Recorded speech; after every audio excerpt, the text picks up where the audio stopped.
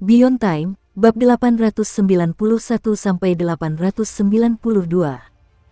Untuk melihat video selengkapnya, sahabat bisa kunjungi playlist yang telah Sabta Novel sediakan. Yuk mari, kita berimajinasi bersama dan masuk ke alur ceritanya.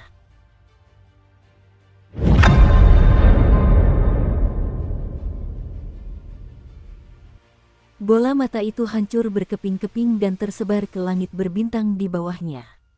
Suara Suking bergema dingin di langit berbintang yang hampa ini. Dari awal hingga akhir, ekspresinya tidak banyak berubah. Dia hanya dengan tenang menatap mayat yang kehilangan bola matanya di kejauhan, cabang pohon yang melilit tubuh Ming Fei, dan pohon besar yang memancarkan bau busuk dan tampak berada di ambang kematian. "Teman kecil, apa maksudmu?" Suara kuno dari hutan hijau terdengar lemah dan bingung. Yang muncul sebagai respons adalah tombak hitam yang diselimuti lautan api. Tombak itu berubah menjadi jejak api di langit berbintang dan dengan tegas menusuk ke arah pohon besar tersebut. Suara gemuruh terdengar. Medan pertempuran Greenwood dan Ming Fei tampak tumpang tindih, seolah-olah itu adalah gelembung yang terdiri dari ilusi. Akibat daya tembus tombak, gelembung itu mulai pecah. Niat pembusukan dan aura kematian menyebar di langit berbintang seketika gelembung itu pecah. Pada saat yang sama, langit berbintang runtuh akibat serangan pedang Suking, berubah menjadi pecahan bola mata yang berhamburan ke bawah. Pada saat ini, bentuknya tiba-tiba berubah. Kabut hitam menyebar dari pecahan bola mata, dan racun serta kotoran memenuhi udara. Akhirnya, mereka berkumpul menjadi sosok yang kabur. Ia menatap Suking dengan saksama.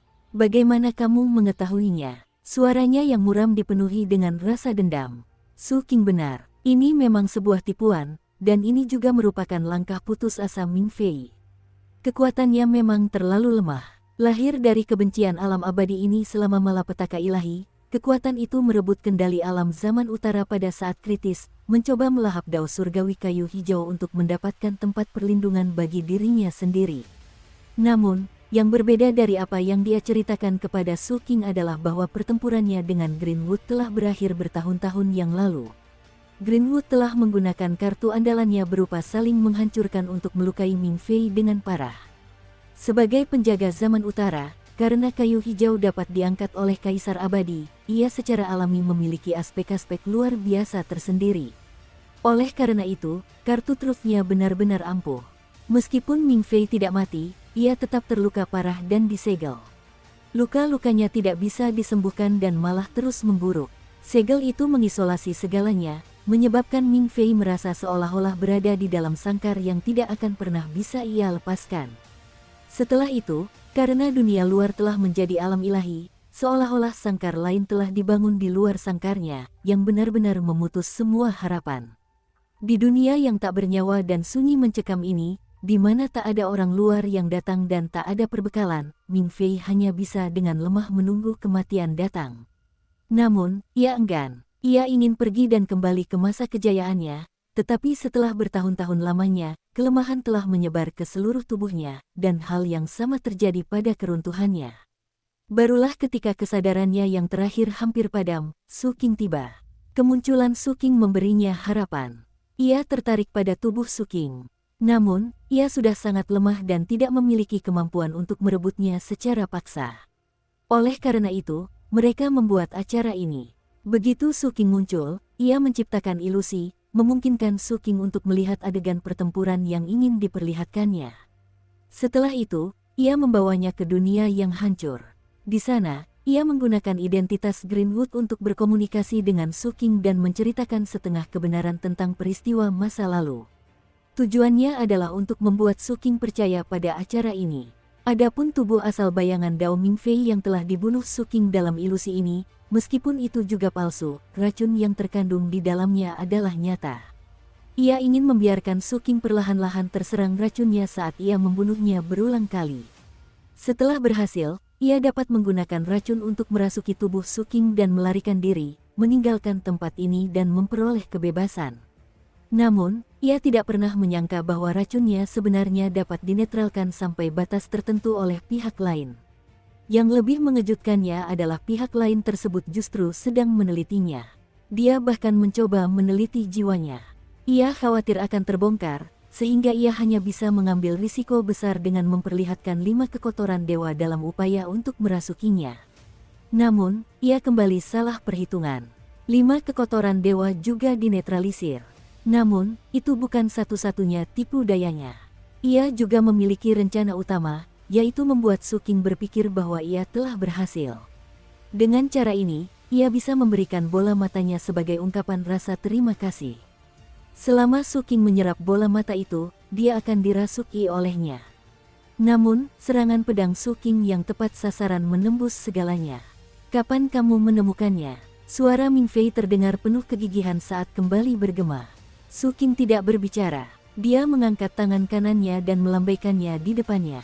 Seketika, tombak hitam itu meraung dan semua api yang terkandung di dalamnya meledak, mempengaruhi langit berbintang. Sesaat kemudian, ilusi seperti gelembung itu hancur total. Hal itu mengungkap situasi sebenarnya di sini. Tempat ini bukanlah langit berbintang, melainkan kehampaan. Sebuah bola yang menyerupai bintang melayang di kehampaan. Ukurannya sangat besar, dan terbentuk dari cabang-cabang layu dan membusuk yang telah mati selama bertahun-tahun. Ranting-ranting yang tak terhitung jumlahnya saling berjalin, membentuk seperti bintang, sangkar kayu. Dan di dalam sangkar kayu ini terdapat tubuh asli Ming Fei. Tubuhnya memang tertembus oleh banyak sekali ranting pohon dan kering serta layu seperti mayat yang mengering. Bahkan kepalanya pun sama. Lapisan mayat yang menempel di tubuhnya telah berubah menjadi roh-roh pendendam yang tak terhitung jumlahnya, berkeliaran di dalam dan di luar tubuhnya, terus-menerus menggerogoti. Dari seluruh tubuhnya, hanya bola matanya yang masih utuh. Ia menatap Su Qing dengan kepedihan dan keputusasaan. Tidak ada semangat di matanya. "Bagaimana Anda menemukan? Ini sudah menjadi obsesinya. Aku tidak pernah mempercayaimu." Su Qing menatap bola mata itu dan berbicara dengan suara berat sambil berjalan mendekat. Dengan satu langkah, dia tiba di depan sangkar kayu. Di tengah hasrat yang semakin kuat dan suara gemuruh dari wadah ilahi penahan racun di tubuhnya, dia mengangkat tangan kanannya dan menekannya ke arah mata sangkar. Dengan gerakan ini, pembatasan racun di tubuhnya meledak sepenuhnya dan persepsi spiritual di mata Ming Fei lenyap sepenuhnya. Seluruh bola mata berubah menjadi putih keabu-abuan dan muncul dari mayat, berubah menjadi kabut abu-abu yang menyatu dengan wadah ilahi pembatasan racun. Tempat penyimpanan ilahi penangkal racun tidak lagi berfluktuasi. Beberapa saat kemudian, tempat itu memancarkan aura dao surgawi. Gerbang tempat penyimpanan kedua tiba-tiba terbuka. Suara mengerikan meletus dari gerbang itu. Seseorang dapat melihat bola mata raksasa muncul dari pembatas racun di dalam gerbang. 6 segel kuno beredar di dalamnya, memancarkan aura misterius dan mengandung kekuatan ilahi. Mata ini adalah dao surgawi. Segel-segel itu adalah 6 kekotoran Tuhan. Setelah kehilangan bola mata, mayat Ming Fei berubah menjadi abu. Sangkar kayu berbintang itu juga runtuh dan lenyap ke dalam kehampaan, berubah menjadi pusaran. Itulah jalan keluar dari sini. Begitu saja, Greenwood dan Ming Fei menemui ajal mereka dan menyelesaikan karma mereka. Tubuh dan jiwa mereka hancur. Di dalam kehampaan, hanya suara obsesi yang terus bergema. "Bagaimana Anda menemukan?" Obsesi ini merasuk ke dalam hati Su Qing dan bergema di dalam penyimpanan ilahi penahan racun miliknya. Saat ia melangkah masuk ke dalam pusaran, Su Qing berbicara dengan tenang. "Aku telah melihat tarian pengorbanan. Dibandingkan dengan tarian pengorbanan dewa yang mampu mengubah kognisi seseorang, seni ilusi Ming Fei benar-benar tidak ada apa-apanya." Su Qing melangkah masuk ke dalam pusaran dan menghilang. Jalan ketujuh bukanlah jalan kematian, melainkan jalan menuju kelangsungan hidup. Makam kaisar leluhur, atau makam kaisar abadi, strukturnya tidak terlalu rumit. Lapisan terluar adalah labirin pengetahuan abadi, diikuti oleh 4 hingga 5 pilihan hidup dan mati, dan akhirnya, titik akhirnya adalah istana kekaisaran. Tempat itu juga merupakan tempat peristirahatan jenazah kaisar abadi. Istana kekaisaran itu sangat luas dan besar, membentuk ruang tersendiri, seperti dunia besar yang luas. Ada langit dan bumi. Yang ada di langit adalah 108 bintang yang terkurung. Mereka membentuk langit berbintang di istana kekaisaran. Bintang-bintang itu semuanya menyeramkan. Menghadap bumi, mereka terus-menerus memancarkan cahaya bintang, tetapi di bagian belakangnya terdapat wajah-wajah raksasa yang mengerikan. Suara-suara penderitaan dan ratapan menyebar di langit di atas istana kekaisaran, menyerupai lagu duka cita. Di tengah gema ratapan ini, jika diperhatikan dengan saksama, seseorang bahkan dapat melihat beberapa sosok yang duduk terbalik di antara cahaya bintang dari 108 bintang tersebut. Flame Mystic, Tuo Shi-san, Tian Mozi, Francis Huang, duduk bersila di bintang yang berbeda. Mata mereka dipenuhi kewaspadaan saat mereka mengangkat kepala dan menatap istana kekaisaran, seolah-olah mereka menunggu kesempatan untuk datang. Jelas sekali, keluarga dan kekuatan di belakang mereka telah menyediakan metode masuk dengan dukungan yayasan mereka, yang memungkinkan mereka untuk masuk ke sini. Sang kapten tentu saja ada di antara mereka. Namun, dibandingkan dengan yang lain, sang kapten tampak sedikit cemas. Ia sesekali memandang bintang-bintang tak berpenghuni di sekitarnya atau ke istana kekaisaran. Cahaya bintang yang tak terhitung jumlahnya tersebar dan berkumpul, berubah menjadi 9 naga cahaya bintang. Mereka tampak seperti hidup saat bergerak. Selain 108 bintang, ada 2 bintang yang bahkan lebih mempesona. Mereka adalah matahari dan bulan yang terperangkap di sini, berputar mengikuti lintasan tetap. Ketika matahari muncul, ia memancarkan kekuatan matahari keemasan dan sangat panas. Ketika bulan tiba, ia memancarkan kekuatan yin ekstrim berwarna perak yang sangat dingin. Di bawah matahari dan bulan, di atas bumi, terdapat kanopi berputar warna-warni yang menutupi separuh daratan. Kanopi ini dihiasi dengan beberapa lonceng kristal, yang mengeluarkan suara gemerincing saat berputar, jernih seperti musik surgawi. Suara itu berharmoni dengan ratapan bintang-bintang, menciptakan suasana yang mencekam namun sakral. Di sekelilingnya terdapat banyak spanduk, lonceng, dan genderang raksasa. Semuanya berukuran sangat besar dan melayang di udara. Itu adalah barang-barang untuk penguburan kurban. Kesembilan naga surgawi itu berkeliaran di sekitar benda-benda persembahan ini, seolah-olah menjaganya. Lebih jauh ke bawah, orang bisa melihat tanah. Tanah ini bukan terbuat dari tanah, melainkan tersusun dari potongan-potongan kulit yang tak terhitung jumlahnya. Di antaranya adalah kulit manusia, makhluk non-manusia, dan berbagai ras lainnya. Potongan-potongan kulit itu ditata menjadi tanah istana kekaisaran, dan di dalamnya terdapat gunung dan sungai. Pegunungan itu terbuat dari tulang, dan sungai-sungai mengalir dengan darah. Terdapat juga barisan tentara berbaju sirah yang memancarkan aura mengerikan dan jahat. Jumlahnya tampak tak terbatas. Dukung terus channel YouTube Sabta Novel.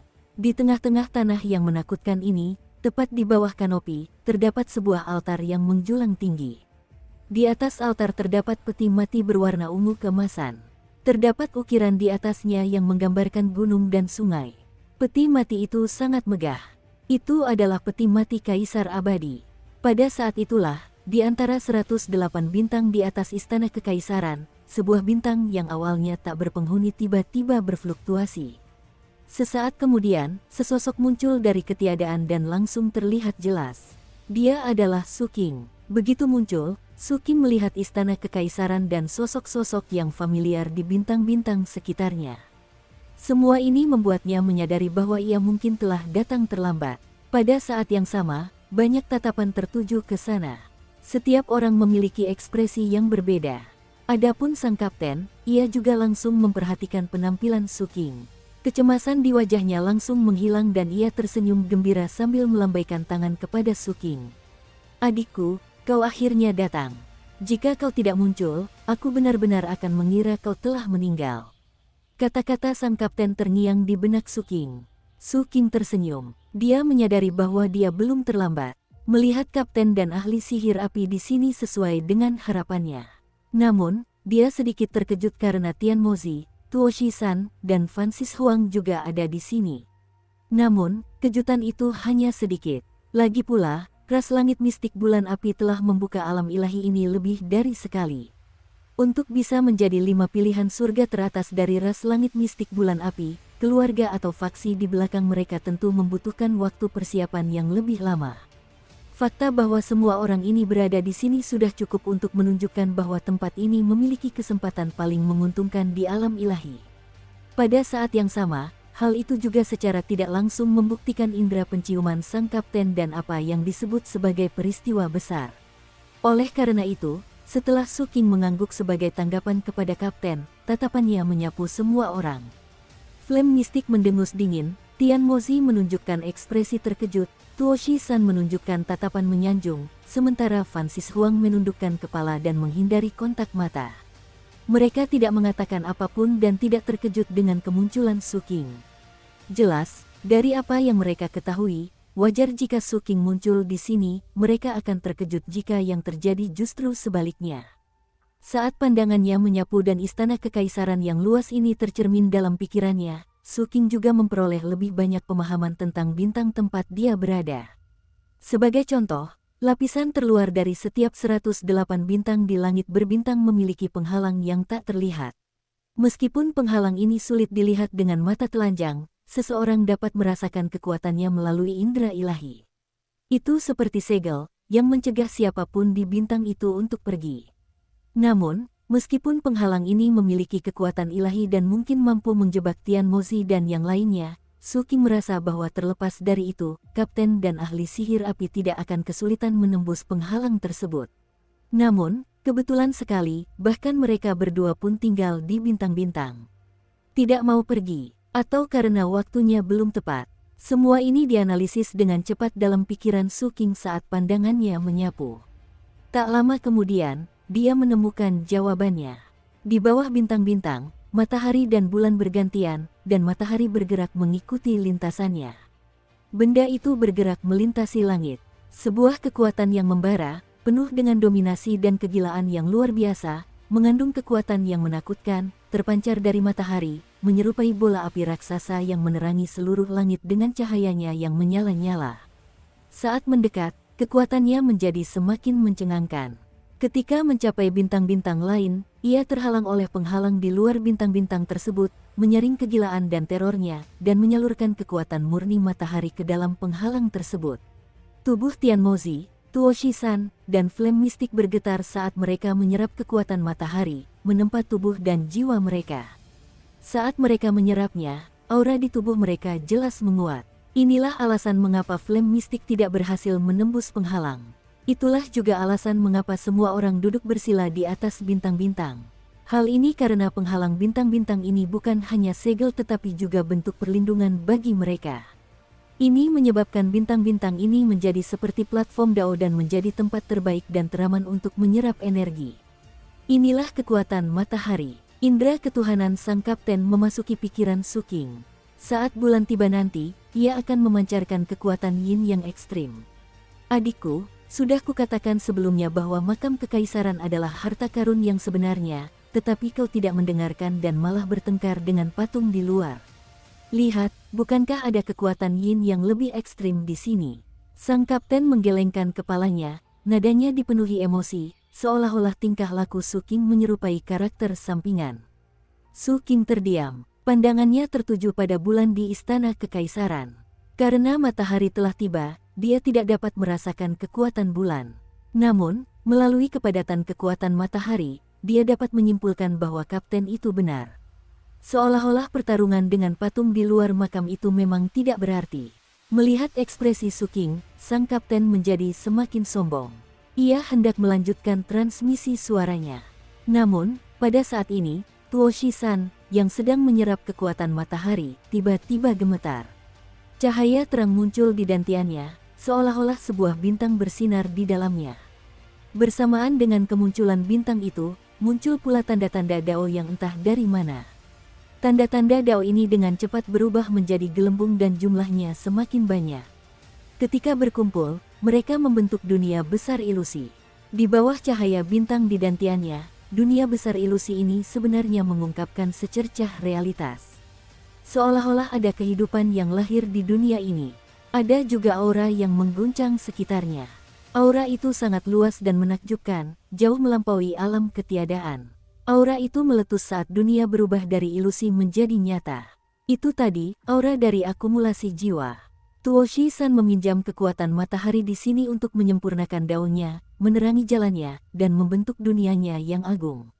Setelah berhasil, dia akan mencapai akumulasi jiwa. Dukung terus channel YouTube Sabta Novel. Inilah tujuan utamanya datang ke alam ilahi. Sebagai salah satu yang terpilih dari surga di puncak ras langit mistik bulan api, meskipun dia belum mencapai akhir ranahnya, dia telah lama mengasah kekuatannya hingga batas maksimal. Dia juga menyadari perbedaan antara dirinya dan orang lain, jadi dia tidak menuntut kesempurnaan. Yang dia kejar adalah keunggulan dirinya sendiri. Karena ia telah mencapai batas kemampuannya, ia tidak ragu untuk memilih untuk maju. Tidak ada tempat yang lebih cocok selain tempat ini untuk menerangi dunianya yang agung. Ini karena kekuatan matahari melambangkan daya kehidupan dan kemungkinan tak terbatas, terutama karena dia memahami bahwa matahari ini berada di makam kekaisaran alam ilahi. Adalah matahari pertama di dunia ini. Matahari itu juga merupakan satu-satunya matahari, kekuatan dan signifikansinya mirip dengan matahari leluhur Wanggu, meskipun kekuatan mereka mungkin berbeda, status mereka tetap sama. Ini bukan hanya pilihannya, tetapi juga pilihan Tian Mozi. Ketika pancaran cahaya bintang kedua menerangi tubuh Tuoshi-san, bintang tempat Tian Mozi berada juga memancarkan cahaya. Aura dan tekanan yang mengerikan pun muncul. Dia juga mengalami kemajuan. Dalam sekejap, bintang-bintang di tempat mereka berdua berada bergemuruh serempak. Pemandangan ini menarik perhatian Su Qing. Begitu dia memahami semuanya, dia tiba-tiba menoleh ke arah flame mistik. Su Qing memiliki pemahaman mendalam tentang seberapa kuatnya ahli sihir api yang belum mencapai akumulasi jiwa. Adapun Tian Mozi dan Tuoshi-san yang telah menyelesaikan dao mereka terlebih dahulu, mereka bukanlah yang terkuat karena batas kemampuan ekstrim mereka terbatas. Di antara para pilihan surga dari surga mistik bulan api, hanya ada mistik api yang hampir tidak memiliki batasan. Oleh karena itu, dia membutuhkan lebih banyak energi matahari. Hampir seketika saat Su Qing menoleh, flame mistik yang sedang duduk bersila di atas bintang itu bergemuruh. 5 gerbang penyimpanan kuno dan besar yang tampak mewah langsung muncul. Kelima gerbang itu terbuka, memancarkan daya hisap yang sangat besar. Sejumlah besar energi matahari seketika menuju langsung ke flame mistik. Saat energi itu mengalir ke 5 gerbang, tanda dao, gelembung, dan tanah kehampaan muncul di 3 dari 5 gerbang tersebut. Tanda-tanda dao terus meluas dan gelembung-gelembung mengalir keluar tanpa henti, berkumpul di tanah kehampaan. Hal ini menyebabkan tanah tersebut terus meluas, melampaui batas dunia besar dan membentuk dunia super yang belum pernah terjadi sebelumnya. Betapapun luasnya dunia ini, meskipun daratannya tak terbatas, sulit untuk menyamai luasnya langit yang sama besarnya. Namun, jika langit yang selaras dengan dunia ini benar-benar muncul, maka saat flame mistik maju, dia akan langsung mencapai puncak tahap pertama alam akumulasi jiwa. Hal ini karena dunianya begitu luas sehingga melampaui segalanya. Sangat sedikit dunia dengan ukuran sebesar itu sejak zaman kuno. Dari situ, orang bisa melihat bakat dan tekadnya. Melihat pemandangan ini dan kemajuan ketiga orang pilihan surga, entah mengapa, apa yang pernah dikatakan seseorang kepadanya ketika dia berada di 7 mata darah terlintas di benak Su Qing. Ini adalah era persaingan yang ketat dan orang-orang pilihan surga sering muncul, dan ini mungkin upaya terakhir Wanggu Heavenly Daos untuk menyelamatkan diri mereka sendiri. Mata Su Qing berbinar-binar. Sesaat kemudian, matahari terbenam dan bulan mendekat dari kejauhan. Kekuatan yin yang ekstrim menyebarkan matahari dan menyapu semuanya. Fan Sishuang, yang tadinya menundukkan kepala, tiba-tiba mengangkatnya. Matanya penuh tekad dan hatinya teguh. Saat itu, setelah menyaksikan Su Qing membunuh Ji Dongzi tanpa daya, ia tahu bahwa dirinya lebih lemah dari Su Qing, apalagi dari ahli sihir api. Namun, ia hanya lebih lemah di masa lalu. Dia sangat yakin bahwa masa depannya akan indah. Di masa depan, masih belum pasti siapa yang lebih kuat. Keyakinan inilah yang menopangnya. Ketika kekuatan yin yang ekstrim tiba, dia mulai menyerapnya dengan gila-gilaan. Cahaya bulan berkumpul di dahinya hingga membentuk bintang yang menerangi sekitarnya. Dia juga mulai maju. Demikian pula, Erniu juga menyerap kekuatan yin yang ekstrim. Selain itu, dibandingkan dengan Fan Sishuang, metode penyerapan Erniu agak mendominasi.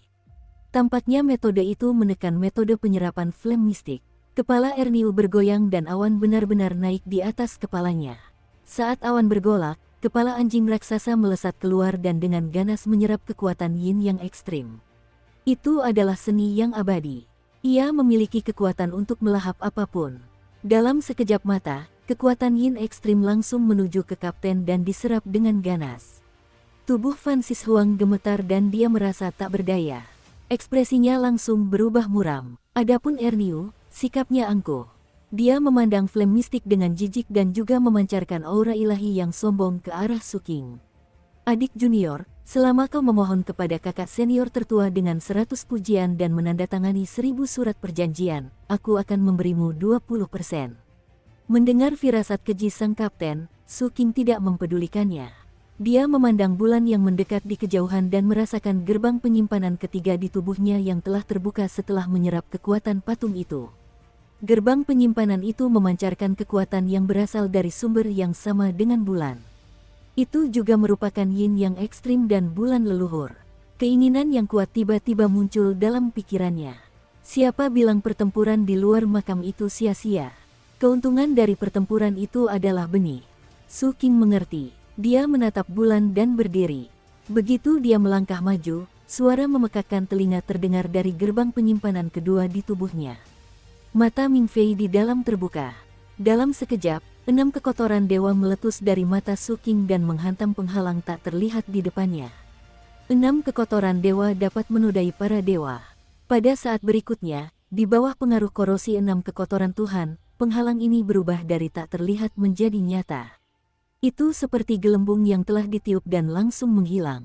Langkah kaki Su King juga terdengar dan dia menghilang dari bintang itu, muncul di luarnya. Kekuatan dari istana kekaisaran datang dari segala arah dan menekan tubuh Su King. Namun, ekspresi Su King tetap tenang seperti biasanya. 9 kepala Jiuli dan wujud dewanya muncul. 6 kekotoran menjadi semakin pekat. Di tengah keterkejutan semua orang, dia berjalan menuju bulan yang bergerak di kejauhan. Dia langsung melangkah ke atasnya dan duduk bersila. Repositori bulan ungu di dalam tubuhnya tiba-tiba meledak dan menyerap dengan sangat cepat. Seolah-olah sedang bersorak.